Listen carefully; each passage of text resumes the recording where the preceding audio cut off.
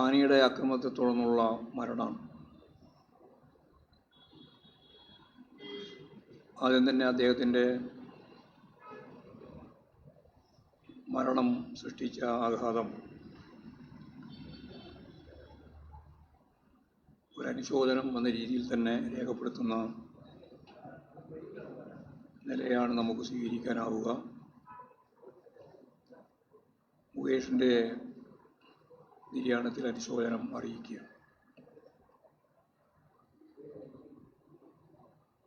രാജ്യത്തെ സംബന്ധിച്ചിടത്തോളം വിധി നിർണായകമായ തെരഞ്ഞെടുപ്പ് പോരാട്ടമാണ് വിവിധ ഘട്ടങ്ങളിലായി പൂർത്തീകരിച്ച് വരുന്നത്. ഈ തെരഞ്ഞെടുപ്പിൻ്റെ സവിശേഷതകൾ ഓരോ ഘട്ടം കഴിയുന്തോറും കൂടുതൽ വ്യക്തത കൈവരിക്കുക. കോർപ്പറേറ്റ് മാധ്യമങ്ങളിലൂടെ BJP കെട്ടിപ്പൊക്കിയ അവകാശവാദങ്ങൾ ഒന്നൊന്നായി തകർന്നുകൊണ്ടിരിക്കുക. അതൊരു സന്ദർഭത്തിലാണ് രാജ്യം ഇന്നേ വരെ കേൾക്കാത്ത രീതിയിലുള്ള വർഗീയ ധ്രുവീകരണത്തിലുള്ള പ്രചരണങ്ങൾ പ്രധാനമന്ത്രി ഉൾപ്പെടെയുള്ള BJP നേതൃത്വമാകെ ഭരണ സംവിധാനമാകെ ഇപ്പോഴ് ഇന്ത്യയിലുടനീളം തെരഞ്ഞെടുപ്പ് അഭിമുഖീകരിക്കുന്ന എല്ലാ സംസ്ഥാനങ്ങളിലും അതിവിപുലമായ രീതിയിൽ ഭീകരമായ രീതിയിൽ അവതരിപ്പിച്ചുകൊണ്ടിരിക്കുകയാണ്. BJP സർക്കാർ നടപ്പിലാക്കിയ കാർഷിക നയങ്ങളോടുള്ള ഭിന്നത രാജ്യത്തെ ഏറ്റവും ഗുരുതരമായ അവസ്ഥയിൽ ബാധിച്ച തൊഴിലില്ലായ്മ, പട്ടിണി, മതവിദ്വേഷം ജനിപ്പിക്കുന്നതിനു വേണ്ടിയുള്ള പ്രചരണ പ്രവർത്തനങ്ങൾ, പ്രതിപക്ഷ നേതാക്കളെ വേട്ടയാടുന്ന സമീപനം, ഇതെല്ലാം മുന്നിൽ വെച്ചുകൊണ്ട് ഇന്ത്യയിലെ ജനവികാരം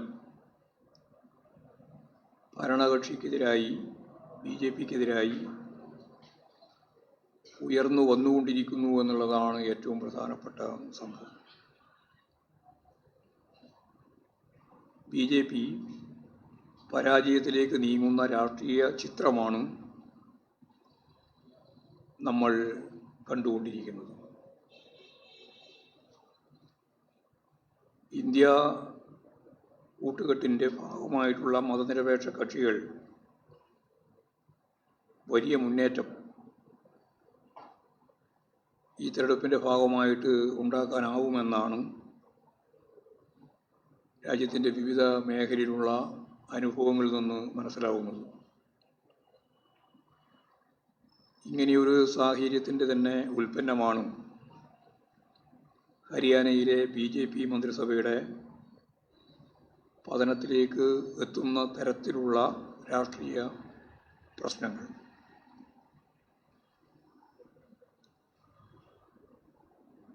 എന്നാൽ ഇത്തരത്തിലുള്ള രാഷ്ട്രീയ പ്രശ്നങ്ങൾ ചർച്ച ചെയ്യാനോ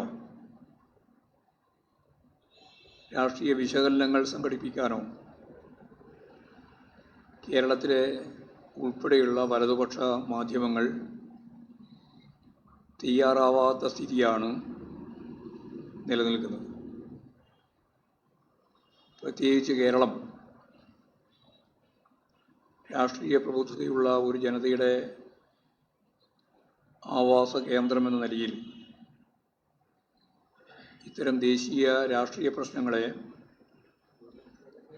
ഗൗരവപൂർണമായ ഒരു ചർച്ചയ്ക്ക് വിധേയപ്പെടുത്താൻ പോലും നമ്മുടെ മാധ്യമ ശൃംഖലക്ക് സാധിക്കുന്നില്ല എന്നുള്ളതാണ് വളരെ വിഷമകരമായൊരവസ്ഥ.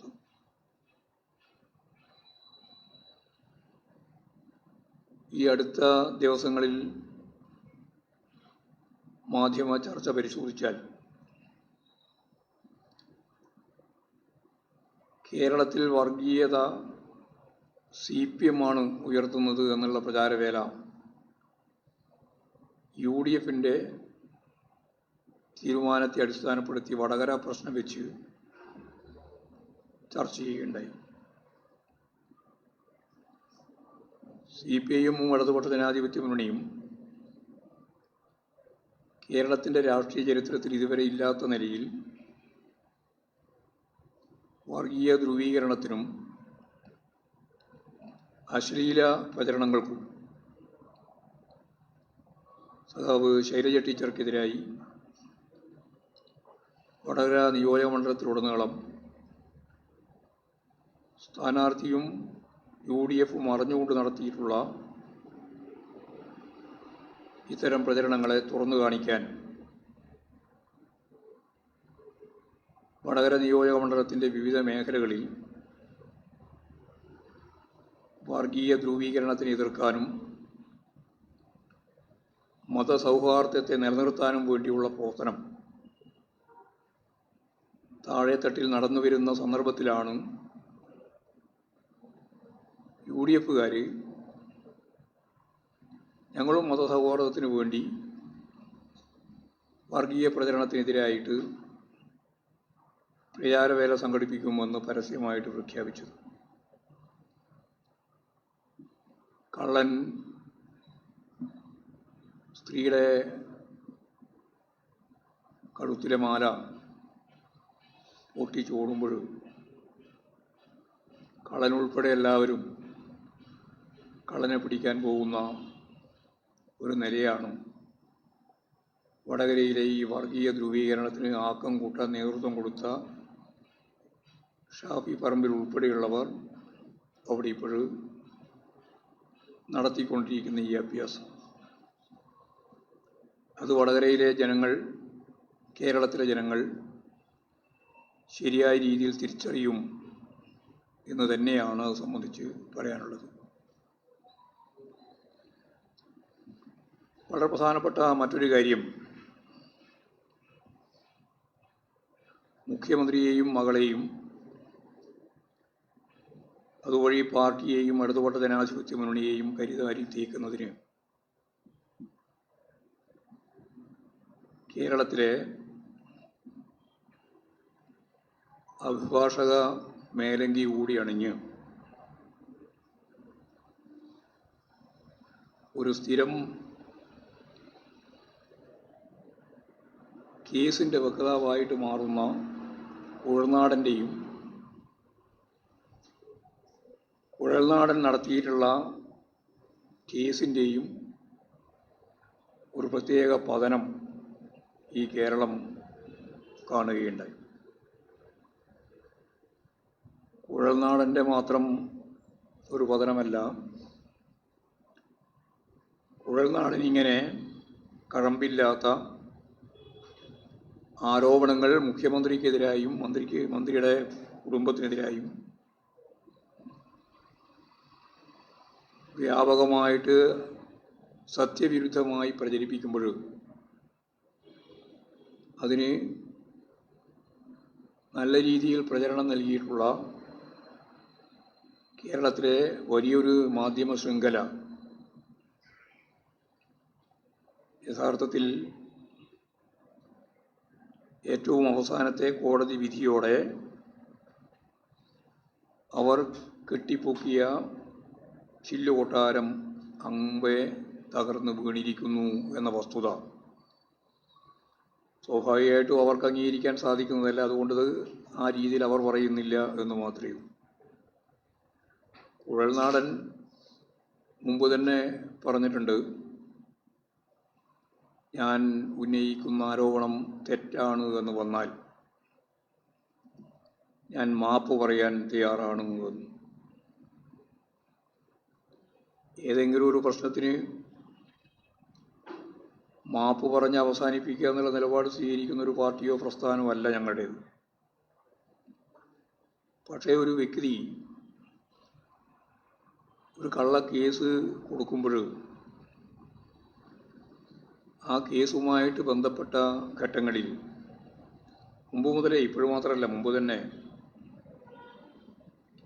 എക്സ്ലോജിക്കിൻ്റെ ഭാഗമായിട്ട് വാങ്ങിയ 1.72 കോടി ഉറുപ്പികയ്ക്ക്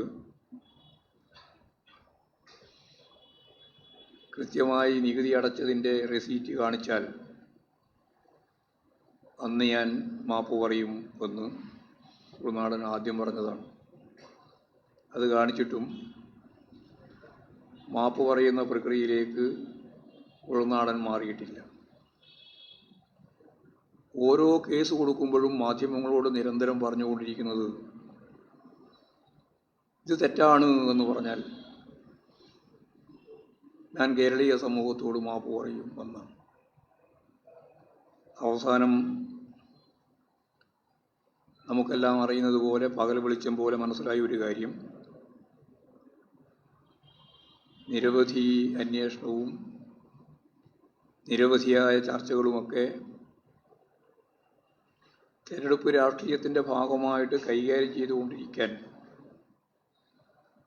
മാധ്യമ ശൃംഖലകൾ ഉൾപ്പെടെ എല്ലാം ഫലപ്രദമായിട്ട്, പ്രത്യേകിച്ച് തിരഞ്ഞെടുപ്പ് വരുമ്പോഴാണത് രൂക്ഷമായിട്ട് വരിക. കേസിൻ്റെ മേലെയുള്ള എന്തൊക്കെയാണ് കേസിൻ്റെ ഭാഗമായിട്ട് കൊടുത്തിട്ടുള്ളത് എന്നുള്ള കാര്യമെല്ലാം ചർച്ച ചെയ്യുന്നത് ഈ തിരഞ്ഞെടുപ്പ് വരുമ്പോഴാണ്. ഇപ്രാവശ്യം പാർലമെൻറ്റ് തിരഞ്ഞെടുപ്പിൻ്റെ ഭാഗമായിട്ടും ആ രീതിയിലുള്ള ഒരു ചർച്ചയ്ക്ക് വേണ്ടി എന്നോടന്നെ ഈ മാധ്യമ പത്രസമ്മേളനങ്ങളുടെ ഭാഗമായിട്ട് ചോദിച്ചിട്ടുണ്ട് പല ഭാഗത്തുനിന്നും. അവിടെ അന്വേഷണം വരികയാണല്ലോ, ഇവിടെ ഇങ്ങനെ അന്വേഷണമാണല്ലോ എന്നെല്ലാം ചൂണ്ടിക്കാണിച്ചുകൊണ്ട് ഒരുപാട് കാര്യങ്ങൾ ചോദിച്ചിട്ടുള്ളതാണ്. ഞങ്ങളൊക്കെ അന്ന് മറുപടി പറഞ്ഞിട്ടുണ്ട്, ഇതെല്ലാം കള്ള പ്രചാരവേലയാണ്, കമ്മ്യൂണിസ്റ്റ് വിരുദ്ധ പ്രചാരവേലയുടെ ഭാഗമാണ് എന്ന് ഞങ്ങളന്ന് വിശദീകരിച്ചതാണ്. അപ്പോൾ നമുക്കറിയാം, ഇവിടെ ഓരോരോ മേഖലയിൽ ഓരോരോ കേസ് ഓരോ ഘട്ടങ്ങളിലായി കൊടുക്കുകയാണ്. കീഴ്ക്കോടതിയുടെ സ്വകാര്യ അന്വേഷണത്തിൻ്റെ ഭാഗമായി കമ്പനി നിയമം 210 കമ്പനിയുടെ കാര്യം മാത്രം അന്വേഷിക്കുന്ന ആ ഭാഗമാണ്. ഹൈക്കോടതിയെ അത് സംബന്ധിച്ച് ഉത്തരവ് കിട്ടിയിട്ടുള്ളതാണ്. ഹൈക്കോടതി നിലവിൽ അങ്ങനെ ഒരു ഉത്തരവ് ഉണ്ട്. ഈ വിധി നിലനിൽക്കുകയാണ് PC ജോർജും മകനും BJPയിൽ ചേരുന്നത് ഡൽഹിയിൽ പോയിട്ട്. അപ്പോൾ ഡൽഹിയിൽ പോയി BJPയിൽ ചേരുന്നതിൻ്റെ അവരുടെ ഏറ്റവും പ്രധാനപ്പെട്ട ആവശ്യകത കമ്പനി നിയമം 212 വ്യക്തിയുടെ കാര്യം കൂടി അന്വേഷിക്കുന്ന വ്യവസ്ഥ, അത് അടിസ്ഥാനപ്പെടുത്തി SFIO അന്വേഷിക്കാൻ കേന്ദ്ര സർക്കാരിൻ്റെ കമ്പനി കോർപ്പറേറ്റ് അഫിലിയേഷൻ വകുപ്പിൽ നിന്നും ഉത്തരവുണ്ടാവുകയാണ്. അപ്പോൾ അങ്ങനെയൊരു അന്വേഷണം ഒരു ഘട്ടത്തിൽ വലിയ വാദകോലാഹലം. ചില പത്രങ്ങളുടെ ഒന്നാമത്തെ പേജിലെ വേറെ ഒന്നും കൊടുക്കാനാവാത്ത രീതിയിലുള്ള ഹെഡിങ്, പണ്ടൊക്കെ തലക്കെട്ട് നമ്മൾ പറയുന്നില്ലേ, ആ തലക്കെട്ടിൽ വാർത്തയായിരുന്നു ഈ SFIO അന്വേഷണം. യഥാർത്ഥത്തിൽ ഹൈക്കോടതി നിർദ്ദേശത്തിനെതിരായിട്ടാണ് ഈ ഉത്തരവ് തന്നെ വന്നത്. ഇതോടൊപ്പം മൂവാറ്റുപുഴ വിജിലൻസ് കോടതിയിൽ ഒരു ഹർജി ഈ സംഘങ്ങളെല്ലാം ചേർന്നുകൊണ്ട് കൊടുക്കുകയും മൂവാറ്റുപുഴ കോടതി അത് തള്ളുകയും ചെയ്തു. തുടർന്ന് കുഴൽനാടൻ തന്നെ തിരുവനന്തപുരം വിജിലൻസ് കോടതിയിൽ, മൂവാറ്റുപുഴ വിജിലൻസ് കോടതിയിൽ പറയാത്ത ചില കാര്യങ്ങൾ, വലിയ തെളിവ്, ഭയങ്കരമായ തെളിവ് എൻ്റെ കയ്യിലുണ്ട് എന്ന് പറഞ്ഞുകൊണ്ട് കേസ് നൽകുന്ന നിലയുണ്ടായി. ഓരോ കേസ് കൊടുക്കുമ്പോഴും അതിൻ്റെ ഉള്ളടക്കം സംബന്ധിച്ചുള്ള പത്രസമ്മേളനങ്ങളുണ്ട്. ആ പത്രസമ്മേളനങ്ങളിലെ വാർത്ത കിട്ടിയാൽ ചൂടപ്പം പോലെ അത് രാജ്യത്തെ ജനങ്ങളിൽ എത്തിക്കുന്നതിന് വേണ്ടിയുള്ള താല്പര്യപൂർവ്വമുള്ള പ്രചാരണ പ്രവർത്തനങ്ങൾ മാധ്യമങ്ങളുടെ ഭാഗത്തുനിന്നുണ്ട്. അതെല്ലാം കേരളത്തിലുള്ള എല്ലാവർക്കും നല്ലപോലെ അറിയുന്നതാണ്. പരാതി രാഷ്ട്രീയ പ്രേരിതമാണ് എന്നും ഏറ്റവും അവസാനമായി കോടതി വ്യക്തമാക്കി. ഞങ്ങളിത് മുമ്പേ പറഞ്ഞുകൊണ്ടിരിക്കുകയാണ്, ഇത് പിണറായി വിജയനും പിണറായി വിജയൻ്റെ കുടുംബത്തിനും ഇടതുപക്ഷ ജനാധിപത്യ മുന്നണി ഗവൺമെൻറ്റിനും പാർട്ടിക്കുമെതിരായിട്ടുള്ള രാഷ്ട്രീയ പ്രേരിതമായ ഒരു നിലപാടിൻ്റെ ഭാഗമായിട്ടുള്ളതാണ്, അല്ലാതെ ഇതിൽ കഴമ്പില്ല എന്ന് അന്ന് ഞങ്ങൾ വ്യക്തമാക്കിയതാണ്. അന്വേഷണം നടത്തട്ടെ എന്ന സമീപനമാണ് ഞങ്ങൾ സ്വീകരിച്ചത്. ഇവിടെ കോടതി തന്നെ വളരെ വ്യക്തമായിട്ട് ചോദിച്ചു. അതായത് CMRൽ നിന്നും പണം പറ്റിയിട്ടുണ്ടെന്ന് ആരോപിക്കപ്പെടുന്ന മറ്റുള്ളവരുടെ പേരിൽ ഒരു അന്വേഷണത്തിനും പരാതിക്കാരന്, അതായത് മാത്യു കുളനാടൻ MLAക്ക് താല്പര്യമില്ല. കോടതി തന്നെ പറയാം. 3 പേരെ മാത്രം തിരഞ്ഞുപിടിച്ച് അന്വേഷണം ആവശ്യപ്പെടുന്നതിൻ്റെ രാഷ്ട്രീയം എന്താണ്? അതാ പറഞ്ഞ രാഷ്ട്രീയ പ്രേരിതമാണെന്ന് കോടതി തന്നെ നിഗമനത്തിലെത്തുകയാണ്, രാഷ്ട്രീയ പ്രേരിതമാണ്. അതുപോലെ KRIML ഭൂപരിധി നിയമത്തിൽ ഇളവ് അനുവദിക്കപ്പെടണമെന്ന് ഇളവ് ആവശ്യപ്പെട്ടുകൊണ്ട് നൽകിയ അപേക്ഷയിൽ വ്യവസായ വകുപ്പ് പ്രിൻസിപ്പൽ സെക്രട്ടറിയോട് ഉചിതമായ തീരുമാനമെടുക്കാൻ നിർദ്ദേശിക്കുക മാത്രമേ മുഖ്യമന്ത്രി ചെയ്തിട്ടുള്ളൂ. വിധിന്യായത്തിൽ തന്നെ പറയുകയാണ്, മുഖ്യമന്ത്രി ചെയ്തിട്ടുള്ളൂ. ഇത് ഒരു മന്ത്രിക്ക് അദ്ദേഹത്തിൻ്റെ മുമ്പിൽ വരുന്ന നിവേദനത്തിൽ എടുക്കുന്ന സാധാരണ നടപടിക്രമം മാത്രമാണ്. ഇതിൽ ഒരു ഗൂഢലക്ഷ്യവും ആരോപിക്കാൻ കഴിയില്ല. 2 പ്രധാനപ്പെട്ട പ്രശ്നങ്ങളാണ് ചൂണ്ടിക്കാണിച്ചത്. പിന്നീട് അതിൻ്റെ തന്നെ തുടർച്ചയായിട്ട് കോടതി പറയുന്നത് KRIMLന് എന്തെങ്കിലും ഇളവ് നൽകാനുള്ള 2 അവസരങ്ങൾ മുന്നിലുണ്ടായിട്ടും ഇളവ് നൽകുന്ന യാതൊരു തീരുമാനവും മുഖ്യമന്ത്രിയുടെ ഭാഗത്തുനിന്നും ഉണ്ടായിട്ടില്ല. പേജ് 24 അസന്നിഗ്ധമായിട്ട് പറയുകയാണ്, ഇക്കാര്യത്തിൽ അഴിമതി ഉണ്ടെന്ന് സങ്കല്പിക്കുക സാധ്യമല്ല. സാധാരണ കൊണ്ട് നിഷേധിച്ചു പോവല്ല, സങ്കല്പിക്കാൻ സാധ്യമല്ല എന്നാണ് കോടതിയുടെ വിധി. ഇത്തരത്തിൽ വ്യക്തമായ കോടതി വിധി ഉണ്ടായിട്ട് അത് സംബന്ധിച്ച് എന്തെങ്കിലും കാര്യമായ ചർച്ച സംഘടിപ്പിക്കാൻ കഴിഞ്ഞ കുറേ കാലമായിട്ട് ഇതിൻ്റെ പേരിൽ നടത്തിക്കൊണ്ടിരിക്കുന്ന നിരവധി ചർച്ചകൾ ചാനലുകളായാലും മാധ്യമങ്ങളായാലും എല്ലാം കേരളത്തിലെ പ്രതിപക്ഷത്തിന് വേണ്ടി, അത് കോൺഗ്രസും ഉണ്ട്, BJPയും ഉണ്ട്, UDF ഉണ്ട്, BJPയും ഉണ്ട്, വലതുപക്ഷ മാധ്യമങ്ങൾ നിരന്തരമായി നടത്തിക്കൊണ്ടിരുന്ന ഇത്തരം സാഹചര്യങ്ങൾ പിന്നീട് അത് തികച്ചും രാഷ്ട്രീയ പ്രേരിതമാണെന്നും ഇതിൻ്റെ ഭാഗമായിട്ട് ഒരു ഗൂഢാലോചനയും ചൂണ്ടിക്കാണിക്കാനാവില്ല എന്നും അഴിമതി ഉണ്ടെന്ന് സങ്കല്പിക്കാൻ പോലും സാധിക്കില്ല എന്നും കൃത്യതയോടുകൂടി കാര്യം പറഞ്ഞപ്പോൾ പിന്നെ നിങ്ങൾക്കാർക്കും ഒരു ചർച്ചയുമില്ല. ചർച്ച നടത്തേണ്ടുന്ന ഒരു വിഷയമായിട്ട് അതാരും പരിഗണിക്കുന്നില്ല. സ്വാഭാവികമായിട്ട് ഈ കാര്യം കുഴൽനാടനോട് ഞങ്ങൾ പറഞ്ഞത്, കുഴൽനാടൻ ഇങ്ങനെയുള്ളൊരു കേസ് ഒരു വിധി വാങ്ങിയത് നന്നായി. കാരണം ഈ കാപട്യം മുഴുവൻ തുറന്നു കാണിക്കാൻ ഇവിടെ കേന്ദ്ര ഏജൻസി ഉൾപ്പെടെയുള്ള നിരവധി ഏജൻസികളെ വിധി കാത്തിരിക്കേണ്ട കാര്യമില്ലല്ലോ. ഏതാണ്ട് എന്താണ് എന്ന് ഇപ്പോൾ തന്നെ എല്ലാവർക്കും വ്യക്തമായിട്ടുണ്ട്. അത് നന്നായി. എന്നാൽ ഈ കള്ള പരാതിയുമായിട്ട് ഈ ഒരു വ്യവഹാരി, ഒരു എന്താ പറയുക, സാധാരണ നമ്മൾ പറയുന്നില്ലേ,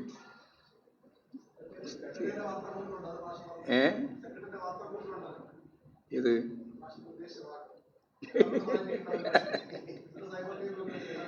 എന്ന് പറഞ്ഞാൽ അങ്ങനെയുള്ളൊരു വ്യവഹാരി, ഞാൻ പിന്നെ അതിന് വേറെ വിശേഷണമൊന്നും കൊടുക്കുന്നില്ല, അങ്ങനെയുള്ള ഒരു വ്യവഹാരി ഈ കേസുമായിട്ട് കോടതിയുടെ മുമ്പിൽ പോയി നല്ലതുപോലെ കാര്യങ്ങൾ തിരിച്ച് വ്യക്തത വരുത്തി കോടതി വിധിയും വന്നപ്പോൾ അദ്ദേഹം ന്യായമായി ചെയ്യേണ്ട ഒരു കാര്യം, മുമ്പേ അദ്ദേഹം പറഞ്ഞതിനെ അടിസ്ഥാനപ്പെടുത്തിയിട്ട് ഞാൻ ഈ പറയുന്നതെല്ലാം തെറ്റാണെങ്കിൽ ഞാൻ മാപ്പ് പറയാൻ തയ്യാറാണ് എന്നത് എന്തേ അദ്ദേഹം നടപ്പിലാക്കുന്നില്ല? അപ്പോഴാണ് ഞങ്ങൾ യഥാർത്ഥത്തിൽ ഈ കുളനാടനെ പറ്റി പറയുന്നത്, അദ്ദേഹം വലിയ കേസിൽപ്പെട്ട് നിൽക്കുകയാണ്. ഭൂമി കയ്യേറ്റവുമായിട്ട് ബന്ധപ്പെട്ടതുൾപ്പെടെയുള്ള കാര്യങ്ങൾ അദ്ദേഹത്തിൻ്റെ മേലെ അതിശക്തിയായ ഗവൺമെൻറ് നടപടിയുമായി നിൽക്കുകയാണ്. അതിനെ വെള്ളപൂശുന്ന കാര്യത്തിൽ ഈ മാധ്യമങ്ങൾക്ക് വലിയ താല്പര്യമാണ്. അത് വളരെ പ്രധാനപ്പെട്ടതോ അല്ലെങ്കിൽ അപ്രധാനമായിട്ടുള്ളതോ ഒന്നൊന്നിനും ചർച്ച ചെയ്യാൻ നിങ്ങൾ തയ്യാറില്ല. എന്നാൽ അദ്ദേഹം ഉന്നയിക്കുന്ന ഓരോ പത്രസമ്മേളനത്തിലെയും ആർഗ്യുമെൻ്റ് എന്തോ വലിയ ആർഗ്യുമെൻ്റാണെന്ന രീതിയിലാണ് അവതരിപ്പിക്കുന്നത്. ശുദ്ധ അസംബന്ധമാണെന്ന് കൃത്യമായിട്ട് വ്യക്തത വന്നിട്ട് നിങ്ങൾക്ക് എന്തേ അതിനോട് പ്രതികരിക്കാനാവുന്നില്ല? അദ്ദേഹം തന്നെ മുമ്പ് ചൂണ്ടിക്കാണിച്ചതുപോലെ മാപ്പ് പറയാൻ തയ്യാറാവുന്നില്ല എന്ന കാര്യം കേരളത്തിലെ ജനങ്ങൾ തീർച്ചയായിട്ടും ശ്രദ്ധിക്കുന്ന ഒന്നാണെന്ന് പറയാൻ ഞാൻ ആഗ്രഹിക്കുക. അപ്പോൾ യഥാർത്ഥത്തിൽ ഞങ്ങൾ മാപ്പ് പറയണം എന്ന ഒരു ഡിമാൻഡ് വെക്കുന്നതല്ല. ഞാൻ നേരത്തെ പറഞ്ഞു, ഒരു പ്രശ്നം പരിഹരിക്കുന്നതിന് വേണ്ടി മാപ്പല്ല അതിൻ്റെ പ്രതിവിധി എന്ന് ഞങ്ങൾക്കറിയാം. എന്നാൽ 1-2 ഘട്ടങ്ങളിലായി ഈ കേസ് നൽകുന്ന സന്ദർഭങ്ങളിലെല്ലാം ഞാൻ ഇതിന് തയ്യാറാണ്, മാപ്പ് പറയാൻ തയ്യാറാണെന്ന് പറഞ്ഞ കുഴൽനാടൻ എന്തുകൊണ്ട് മാപ്പ് പറയുന്നില്ല എന്ന കാര്യമാണ് ജനങ്ങൾ അന്വേഷിക്കുന്നത്. അതിന് മറുപടി പറയാൻ കുഴൽനാടന് ബാധ്യതയുണ്ട്. കുഴൽനാടൻ ബാധ്യതയുള്ള കാര്യങ്ങളല്ല സാധാരണ ചെയ്തുകൊണ്ടിരിക്കുന്നത്. അതിന് പകരം വേറെ എന്തെങ്കിലും കാര്യങ്ങൾ പറഞ്ഞ് അതിനെ എങ്ങനെയാണ് മറയിടുക എന്നുള്ള കാര്യമാണ് അദ്ദേഹം എല്ലാ കാര്യം. ഇതൊന്നും കുറേ കാലം തുടരുന്നതല്ല. ഇന്നത്തെ ദേശാഭിമാനി മുഖപ്രസംഗത്തിൻ്റെ ഭാഗമായിട്ട് വളരെ പ്രധാനപ്പെട്ട ഒരു സെൻറ്റൻസ് അവർ ഗാന്ധിയുടെ സത്യം എന്നാൽ എന്താണ് എന്നതുമായി ബന്ധപ്പെട്ട് അവരെടുത്ത് ചേർത്തിട്ടുണ്ട്.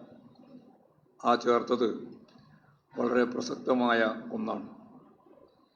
അത് കമ്മ്യൂണിസ്റ്റ് പാർട്ടിക്കും ഇടതുപക്ഷ ജനാധിപത്യ മുന്നണിക്കും കമ്മ്യൂണിസ്റ്റുകാരെ ഓരോരുത്തർക്കും ബാധകമായിട്ടുള്ള ഒന്നായിട്ട് ഞാൻ കാണുകയാണ്. കാലപ്രവാഹത്താൽ മറ്റെല്ലാം ഒലിച്ചു പോയാലും സത്യം തനിച്ച് നിവർന്നു നിൽക്കും എന്നാണ്. അത് കമ്മ്യൂണിസ്റ്റുകാരെ സംബന്ധിച്ചും ഇടതുപക്ഷ മുന്നണി ഗവൺമെൻറ്റിന് നേതൃത്വം നൽകുന്ന സഖാവ് പിണറായി വിജയനെ സംബന്ധിച്ചും എല്ലാം ബാധകമായിട്ടുള്ള ഒരു കാര്യം മുമ്പേ മഹാത്മാഗാന്ധി പറഞ്ഞു വെച്ചിരിക്കുന്നു സത്യവുമായിട്ട് ബന്ധപ്പെട്ട്. കുഴൽനാടനെല്ലാം മഹാത്മാഗാന്ധിയെയൊക്കെ ഇടയ്ക്ക് ഉദ്ധരിക്കുന്ന ഒരാളാണ്. അദ്ദേഹം ഈ സത്യത്തിൽ നിന്നുകൊണ്ട് അദ്ദേഹത്തിന് വീഴ്ച പറ്റിയെന്നും ഇനി ഞാൻ അടുത്ത കോടതിയിലേക്ക് പോകുമെന്നൊക്കെ അദ്ദേഹം പറഞ്ഞിട്ടുണ്ട്. ഒരു കഴമ്പുമില്ല, ഉള്ളി തോളി ഒളിച്ച പോലെയാണ്. ഒന്നും തന്നെ ഇതിൻ്റെ ഉള്ളിൽ കാമ്പായിട്ടുണ്ടാവില്ല.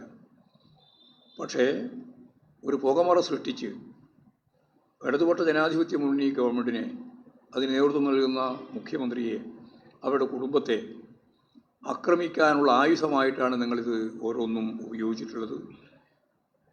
അത് കേരളത്തിലെ ജനങ്ങൾ കൂടുതൽ മനസ്സിലാക്കുന്നു എന്ന് വരുമ്പോൾ നിങ്ങൾ വളരെ സത്യസന്ധമായ രീതിയിലാണ് പെരുമാറുന്നത് എന്നത് അവർക്ക് ശരിക്കും മനസ്സിലാവും. ആർക്ക്? ജനങ്ങൾ. നിങ്ങൾ ഏകപക്ഷീയമായി, പക്ഷപാതപരമായി, ഞാൻ സാധാരണ പറയുന്ന പോലെ വർഗപരമായി നിലപാട് സ്വീകരിക്കുന്നത് തുറന്നു കാണിക്കപ്പെടുകയാണ്. ഇങ്ങനെ കുറേ കാലം തുടർന്നാൽ നിങ്ങളെ തന്നെ ശരിയായ രീതിയിൽ ജനങ്ങൾ മനസ്സിലാക്കാൻ തുടങ്ങും, നന്നായിട്ട് മനസ്സിലാക്കും. അതുകൊണ്ടാണ് ഞാൻ പലപ്പോഴും പറയുന്നത്, വരികൾക്കിടയിൽ വായിക്കാനും കാണുന്നതിനപ്പുറം കാണാനും ഒരു ശീലം കേരളീയർ നേടിയതുകൊണ്ടാണ് നിങ്ങളുടെ ഈ കള്ളപ്രചരണത്തിലൊന്നും അവിടെ ആശയങ്ങളെ രൂപപ്പെടുത്താൻ നിങ്ങൾക്കാവാത്തത്. അത് ഓരോ ഘട്ടത്തിലും മനസ്സിലായിട്ടുള്ളതാണ്. ഇത് ഒന്നുകൂടി നിങ്ങളുടെ ഈ കള്ളത്തരം, നിങ്ങളുടെ ഈ പൊള്ളത്തരം, നിങ്ങളുടെ ഞാൻ നേരത്തെ പറഞ്ഞ വർഗപരമായ ഈ ഉള്ളടക്കം ജനങ്ങൾക്ക് മനസ്സിലാവാൻ കുറേയും കൂടി സൗകര്യം കിട്ടുന്നു എന്നുള്ളത് മാത്രമേ ഉള്ളൂ. ഇനി ഇത് അവിടെ കൊണ്ട് അവസാനിക്കുന്നില്ല. ഇത്തരത്തിലൊരു കാര്യം സംഭവിച്ചു കഴിഞ്ഞാൽ അപ്പോൾ പിന്നെ എന്താണ് അടുത്ത വഴി എന്ന് അന്വേഷിക്കണമല്ലോ. ആ വഴി അന്വേഷിച്ചില്ലെങ്കിൽ പിന്നെ നിങ്ങളുടെ പത്രത്തിന് എന്താ ഒരു സാധാരണ രീതിയിലുള്ള ഒരു ഗൗരവമുള്ളത്? അപ്പോൾ ഉടനെ കണ്ടെത്തിയിരിക്കുന്നു മുഖ്യമന്ത്രിയുടെ വിദേശയാത്ര. മുഖ്യമന്ത്രിക്ക് വിദേശയാത്ര ചെയ്യണമെങ്കിൽ എന്തെല്ലാം കടമ്പകൾ കടക്കണം എന്നാണ് നിങ്ങൾ ധരിക്കുന്നത്? മുഖ്യമന്ത്രിക്ക് സ്വകാര്യ യാത്ര രാജ്യത്തിൻ്റെ വെളിയിലേക്ക് പോകണമെങ്കിൽ കേന്ദ്ര ഗവൺമെൻറ്റിൻ്റെ അംഗീകാരം വാങ്ങണം. പാർട്ടി എന്നാണ് എന്നുള്ളതുകൊണ്ട് പാർട്ടി മെമ്പർമാർ വിദേശത്തേക്ക് പോകുമ്പോൾ പാർട്ടിയുടെ സമ്മതം വാങ്ങണം. ഇത് രണ്ടും വാങ്ങിയിട്ട് തന്നെയാണ് മുഖ്യമന്ത്രി സ്വകാര്യ സന്ദർശനവുമായിട്ട് ബന്ധപ്പെട്ട് പോയിട്ടുള്ളത്. അപ്പോൾ അതൊരു വലിയ വാർത്തയാക്കി, അതെന്തോ ഇന്നേ വരെ സംഭവിക്കാതെ പുതിയ ഒരു കാര്യമാക്കി അവതരിപ്പിച്ച് ചർച്ച ചെയ്യുക. ആ ചർച്ചയ്ക്ക് പിന്നിൽ ഒറ്റ കാര്യം മാത്രമേ ഉള്ളൂ: രാഷ്ട്രീയ വിരോധം, കമ്മ്യൂണിസ്റ്റ് വിരുദ്ധത, ഇടതുപക്ഷ വിരുദ്ധത.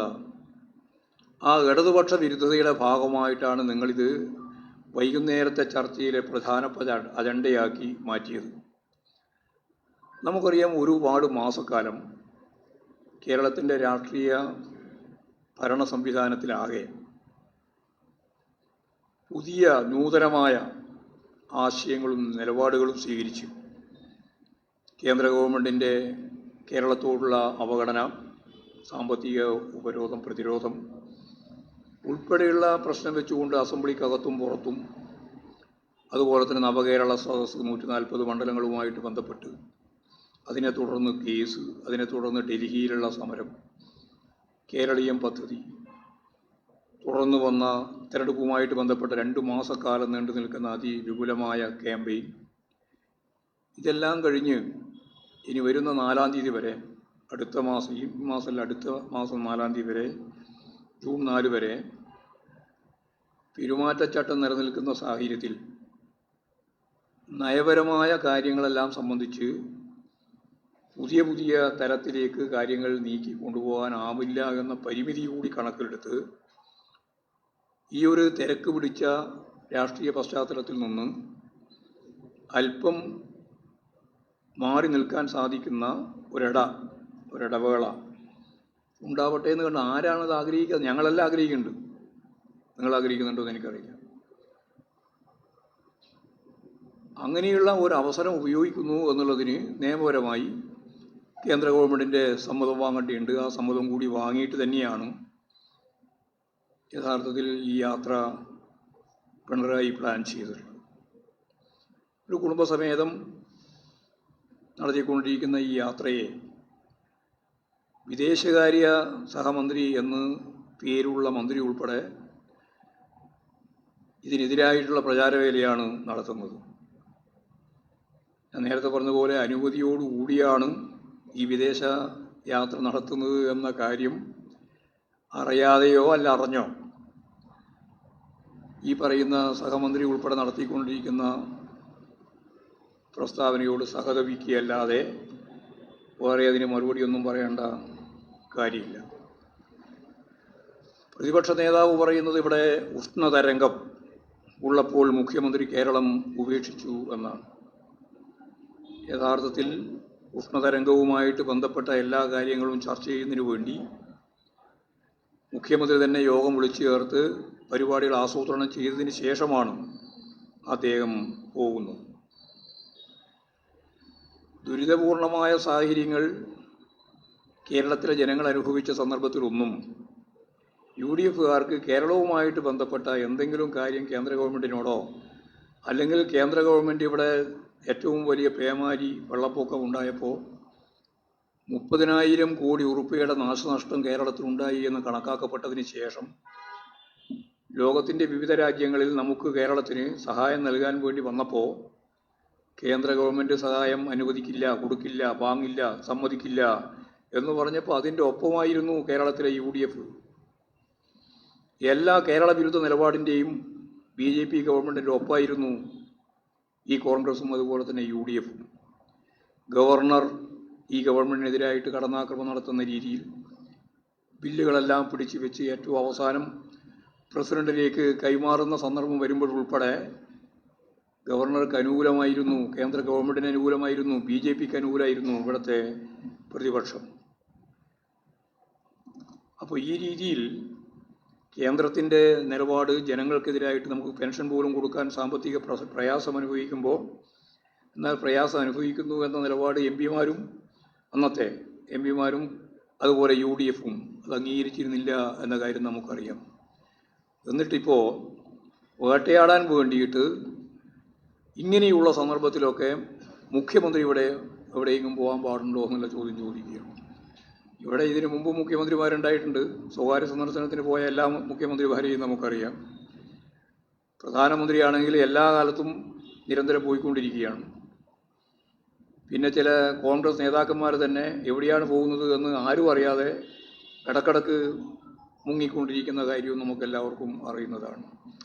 ഇതെല്ലാം വെച്ചുകൊണ്ട് കേരളത്തോടുള്ള, പ്രത്യേകിച്ച് CPM-നോടുള്ള, ഇടതുപക്ഷ ജനാധിപത്യ മുന്നണിയോടുള്ള വിരോധം മാത്രം അടിസ്ഥാനപ്പെടുത്തിയിട്ട് ചർച്ച ചെയ്യുന്ന ഈ മാധ്യമ ശൃംഖലകൾക്ക് ഞാൻ നേരത്തെ പറഞ്ഞതുപോലെ കുഴനാടൻ എതിരായിട്ട് വന്ന വിധി അവർക്ക് കൂടി ഏറ്റൊരു അടിയാണ് എന്ന് മനസ്സിലാക്കി ജനങ്ങൾ പ്രതികരിക്കാതിരിക്കാൻ അപ്പോൾ തന്നെ വേറൊരു കാര്യം അവരുടെ മുമ്പിൽ അവതരിപ്പിക്കുക എന്നുള്ള നിലയാണ് നിങ്ങൾ സ്വീകരിച്ചിട്ടുള്ളത് എന്നുള്ളതാണ് അത് സംബന്ധിച്ച് പറയാനുള്ളത്. പിന്നെ ഈ ആധുനിക കാലഘട്ടത്തിൽ ഏത് അടിയന്തര സാഹചര്യവും നേരിടാൻ ലോകത്തിൻ്റെ ഏത് മേഖലയിലുണ്ടായാലും സാധിക്കുമെന്നുള്ള കാര്യം നമുക്കെല്ലാവർക്കും ശാസ്ത്ര സാങ്കേതിക വിദ്യ അനുസരിച്ച് അറിയാവുന്നതാണ്.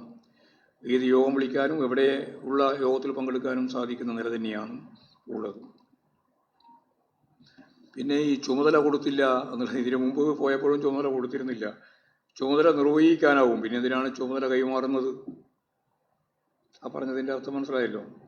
മുഖ്യമന്ത്രിക്ക് തന്നെ ലോകത്തിൻ്റെ എവിടെ ഇരുന്നും ചുമതല നിർവഹിക്കാനാവും. പിന്നെ ചുമതല പ്രത്യേകമായിട്ട് ഏൽപ്പിക്കേണ്ടുന്ന ഒരു പ്രശ്നവും നമ്മുടെ മുമ്പിലില്ല. പാർട്ടിയും അതുപോലെ തന്നെ ഗവൺമെൻറ് എന്ന രീതിയിൽ അതിൻ്റെ യാത്രാനുവാദം കൂടി വാങ്ങി യാത്ര ചെയ്യുന്ന മുഖ്യമന്ത്രിയെ കടന്നാക്രമിക്കാൻ മാധ്യമ ശൃംഖല ഇതിനു മുമ്പെല്ലാം ചെയ്യുന്നത് പോലെയുള്ള ജോലി അവർ നിർവഹിച്ചു എന്ന് മാത്രമേ അതുമായിട്ട് ബന്ധപ്പെട്ട് പറയാൻ സാധിക്കൂ. ഇത്രയും കാര്യങ്ങളാണ് പ്രധാനമായിട്ട് പറയാനുള്ളത്. എന്താ ചോദ്യം?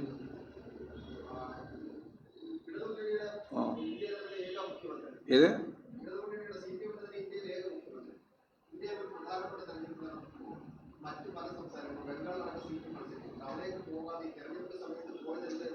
അല്ല, അതിന് മുമ്പ് എവിടെയും പോയിട്ടില്ല. തിരഞ്ഞെടുപ്പ് ഇപ്രാവശ്യം ആദ്യമായിട്ട് വന്നതൊന്നുമല്ലല്ലോ. ഇതിന് മുമ്പും തിരഞ്ഞെടുപ്പ് വന്നിട്ടുണ്ടല്ലോ. അതൊക്കെ ഞങ്ങൾ ആദ്യം തീരുമാനിച്ചിട്ടുണ്ട്. ആരൊക്കെയാണ് എവിടേക്കാണ് പങ്കെടുക്കേണ്ടത്, പോകേണ്ടത് എന്നുള്ളത് സംബന്ധിച്ച് എല്ലാവർക്കും ഒരു സ്റ്റാർ ക്യാമ്പയിനേഴ്സ് ആദ്യം തന്നെ എഴുതി കൊടുക്കണം. എഴുതി കൊടുത്തതിനെ അടിസ്ഥാനപ്പെടുത്തിയിട്ട് ഇവിടെ ആളുകൾ വന്നിട്ടുണ്ട്, ഇവിടുന്ന് ആളുകൾ പോയിട്ടുമുണ്ട്. അതിൽ മുഖ്യമന്ത്രി കേരളം വിട്ടു പോകണം തീരുമാനിച്ചിട്ടില്ല. അതാ കാര്യം. ഓ അതെ അതെ, ജനങ്ങൾ അറിഞ്ഞല്ലോ. നിങ്ങൾ എന്നെ അറിയിപ്പിച്ചല്ലോ. അതിൽ നിങ്ങൾ മാധ്യമം ചെയ്ത പണി ചെയ്തില്ല. പോകുന്നതിന് മുമ്പ് തന്നെ നാളെ പോകുമെന്ന് പറഞ്ഞിട്ട് തന്നെ വന്നു. പോയതിൻ്റെ ചിലപ്പോൾ സാധാരണ പോകുമ്പോൾ ആരാ ചിലപ്പെടുക്കൽ? അതാ ഞാൻ പറയുന്നത്. നിങ്ങൾ എവിടെയെങ്കിലും പോകുമ്പോൾ നിങ്ങളുടെ ചിലപ്പോൾ എടുക്കൽ? നിങ്ങൾ ശുദ്ധ അസംബന്ധ ചോദ്യമാണ്. അസംബന്ധ ചോദ്യത്തിന് അസംബന്ധ ഉത്തരം പറയാൻ ഞാനില്ല. പറഞ്ഞാൽ മനസ്സിലായില്ലേ? വലിയ യാത്ര പോകുന്നതിന് വലിയ യാത്ര പോകുന്നതിന് നിങ്ങൾ ചിലവാരാട്ടത് ആരാ ടിക്കറ്റ് എടുത്തതെന്നാണ് നിങ്ങൾ അന്വേഷിക്കുന്നത്? അറിയിച്ചിട്ടുണ്ടല്ലോ. അതിലെ പറഞ്ഞിട്ടുണ്ട്. അറിയിക്കാണ്ട് പോവോ? അറിഞ്ഞിട്ടല്ലേ പോയി എന്ന് ഞാൻ പറഞ്ഞല്ലോ. പിന്നെ വീണ്ടും ആ ചോദ്യം ചോദിക്കുന്നതിൻ്റെ അടിസ്ഥാനത്താ നിങ്ങൾ ഏത് പത്ര? മാതൃഭൂമി. മാതൃഭൂമി ചോദിച്ചില്ലെങ്കിലേ കാരണം നിങ്ങളാണല്ലോ കെട്ടിപ്പോക്കിയത്. ആദ്യം മാതൃഭൂമിയാണ് റിപ്പോർട്ട് ചെയ്തിരുന്നത്. ശരി, മതി. അത്രയും കാരണം മതിയാക്കിയാൽ മതി. അതിനെ സംബന്ധിച്ചു സുധാകരൻ തന്നെ എന്ന് പറഞ്ഞാൽ പിന്നെ അതിൻ്റെ അർത്ഥം എന്നാ?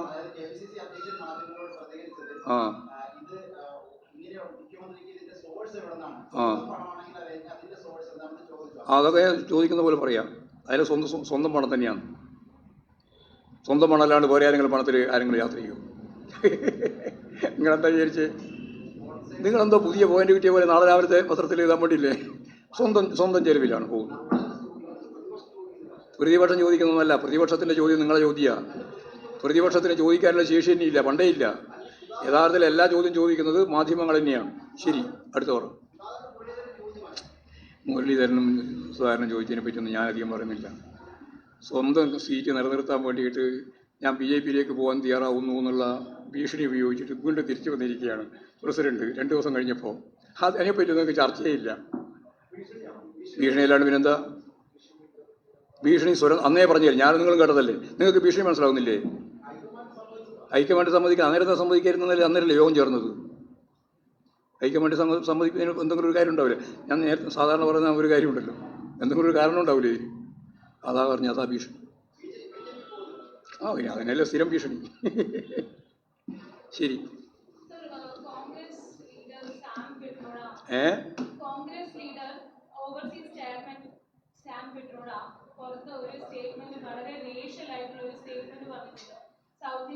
ആഫ്രിക്കൻമാരെ പോലെയാണ്, നോർത്ത് ഈസ്റ്റ് ലൈക്ക് ചൈനീസ് എന്നൊക്കെ ഒരു സ്റ്റേറ്റ്മെന്റ് റിലീസ് ചെയ്തിട്ടുണ്ട് ഒരു ഇന്റർനാഷണൽ മീഡിയ. എന്താ പറഞ്ഞത്?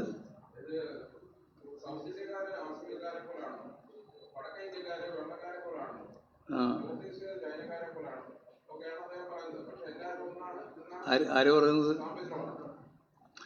ഞങ്ങളെ സംബന്ധിച്ച് കേരളത്തിൽ എല്ലാവർക്കും അറിയാം, ഇന്ത്യയിൽ എല്ലാവർക്കും അറിയാം. ഇത് ചൈനക്കാരെ പോലെയാണോ, നേപ്പാളികളെ പോലെയാണോ, വെള്ളക്കാരെ പോലെയാണോ, ദ്രാവിഡരായിട്ടുള്ള ഈ കറുത്ത വിഭാഗം അത് ആദിവാസികളെ പോലെയാണോ എന്നൊക്കെ ചോദിക്കുന്നതിൻ്റെ ഉത്തരമാണ് ശരിയായ ഉത്തരം. അത് ഈ ഇന്ത്യ വൈവിധ്യപൂർണമായ ജനങ്ങളുടെ ജീവിത വിന്യസിപ്പിക്കപ്പെട്ട ഒരവസ്ഥയാണ് എന്ന് പറഞ്ഞാൽ അതാണ് കൂട്ടായ്മ, അതിൻ്റെ ആത്മാവ്. അതാണ് വിവേകാനന്ദൻ പറഞ്ഞത്. അതാണ് ഇതിൻ്റെ ഈ രാജ്യത്തിൻ്റെ ആത്മാവ്, വൈവിധ്യങ്ങളുടെ കൂട്ടായ്മയാണ്. അതിനെ അപഹസിക്കത്തക്ക രീതിയിൽ പലരും ലോകത്ത് മുമ്പും പറഞ്ഞിട്ടുണ്ട്, ഇപ്പവും പറഞ്ഞുകൊണ്ടിരിക്കുന്നുണ്ട്. അതിനോടൊന്നും നമ്മൾ വേറെ ഏതെങ്കിലും രീതിയിൽ പ്രതികരിക്കേണ്ടില്ല. ശരിയായ പ്രതികരണം ഇതാണ്: ഇന്ത്യക്ക് വൈവിധ്യപൂർണമായ ഒരു വിന്യാസമുണ്ട്. ജനങ്ങളെ അത് കറുത്തതുണ്ട്, വെളുപ്പുണ്ട്, അതുപോലെ തന്നെ ഒരു തരം മഞ്ഞയുണ്ട്, ഒക്കെയുണ്ട്. ഇതെല്ലാം കൂടി ചേർന്നതാണ് ഇന്ത്യ. ഇതാണ് ഒരു ദേശീയ രാഷ്ട്രം. അതാണ്. വിവിധ ദേശീയതകളുണ്ട്, ഉപദേശീയതകളുണ്ട്.